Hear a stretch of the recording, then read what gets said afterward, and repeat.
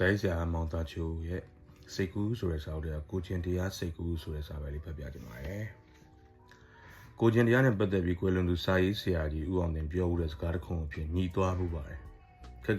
မဟုတ်ပါဘူး။ပေါ့လွယ်ကူလေးပါ။ကိုကျင့်တာကွာသူကျင့်တာမဟုတ်ဘူးတဲ့။ကောင်းလိုက်တာကိုကျင့်ကြံတာမို့ကိုကျင့်အင်္ဂလိပ်ဘာသာမှာတော့ active လို့သုံးကြတာပါပဲ။ဂျာမန်တက္ကသိုလ်ပညာရှင်ကတ်ကြည့်ပြီးဆိုလို့ခေါ်ရရင်Emmanuel Kant ကလူဟာအပြုမှုတစ်ခုခုကိုထပ်တလဲလုပ်ရင်အကျင့်ဖြစ်သွားတယ်လို့ပြောမှုပါတယ်။အေးရဝင်အေးရထလမ်းလျှောက်တရားထိုင်စာဖက်ဆိုတာမျိုးတွေကိုထပ်တလဲအချိန်မှလှုပ်လာတဲ့အခါကြာရင်အကျင့်ရလို့ဖြစ်သွားလိမ့်တယ်။ဟိုကိစ္စတော့လိမ့်နေဒီကိစ္စမှာလည်းပတ်တယ်ဒီဟိုလူနဲ့တွေ့တော့လဲညာတယ်ဒီလူနဲ့တွေ့တော့လဲလှည့်စားတယ်ဆိုတာမျိုးတက်ခါအချိန်လှုပ်လာတဲ့အခါအဲ့ဒီလူမှာလိန်လှည့်ပြားတတ်တဲ့ကိုဉဏ်တရားဆွဲသွားတော့မှသိကြပေါ့။ကန့်ကဒါမျိုးပြောချင်နေတာနေမှာပါ။နောက်တိုင်းသဒ္ဒနာတစ်ခုမှာလူရဲ့ကိုယ်ကျင်တရားနဲ့ပတ်သက်လို့ပြောထားတဲ့အစုံမင်းတစ်ခုကိုသတိရပါတယ်။ The law of the transition from quantitative to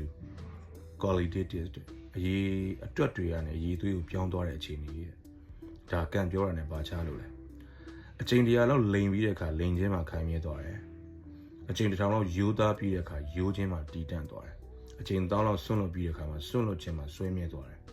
အဲ့ဒါတွေကရေတွက်ကနေရေချင်းကိုပြောင်းသွားတာတွေပါပဲဒါကိုပဲအချင်းလို့ခေါ်ကြတာပါ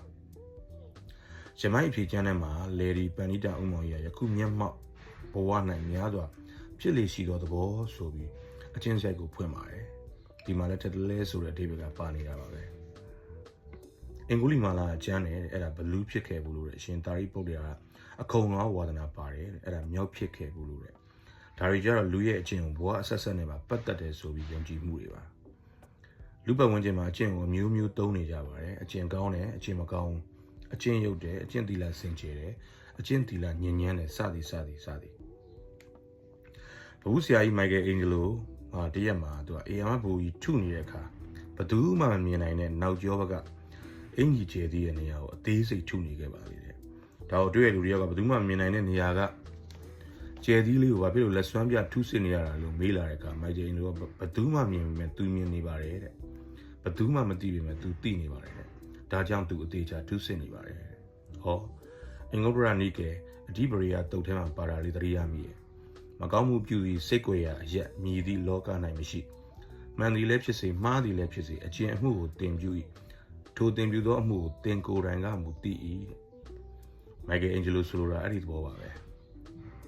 ဆရာမြတ်တဲ့ဘာသာပြန်တဲ့ရွှေပြည်တော်မြို့တိုင်းဝိထုရှိတနေရာမှာအင်္ဂလိပ်မင်းသား S ကိုအိန္ဒိယဒေသခံတယောက်ကလိုက်ပြီးလှုပ်ကြံတဲ့အခါမှာအောင်မြင်ပဲနဲ့လှုပ်ကြံသူလဲကျသွားပြီးမထနိုင်ဖြစ်နေခဲ့ပါတယ်။အဲ့ဒီမှာ S ကဓာတ်နဲ့ထိုးတယ်ရပါလေမှာထိုးပဲစောင့်နေခဲ့ပါတယ်။လှုပ်ကြံသူကသူ့ကိုဘာကြောင့်မတက်တာလဲလို့မေးတော့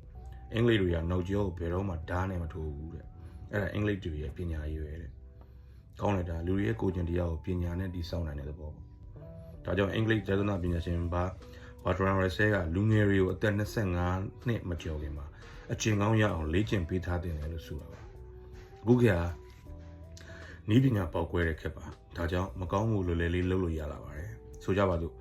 လက်ကင်ဖုန်းလေးနဲ့ကိုပဲညဉ့်ညမ်းတဲ့ပုံညဉ့်ညမ်းရုပ်ရှင်ကြည့်လို့ရလာပါတယ်ညဉ့်ညမ်းစကားပြောလို့ရလာပါတယ်ခင်မီစေးဝါးနဲ့လင်းစိတ်ကိုကြွအောင်နှိုးဆွလို့ရလာပါတယ်တားစီမျိုးနဲ့လင်ကိစ္စကျူးလွန်လို့ရလာပါတယ်ဒါကြောင့်ကိုကျင်တရားပို့ပြီးအရေးကြီးပါတယ်ဆိုကရေတီကပြောပါတယ်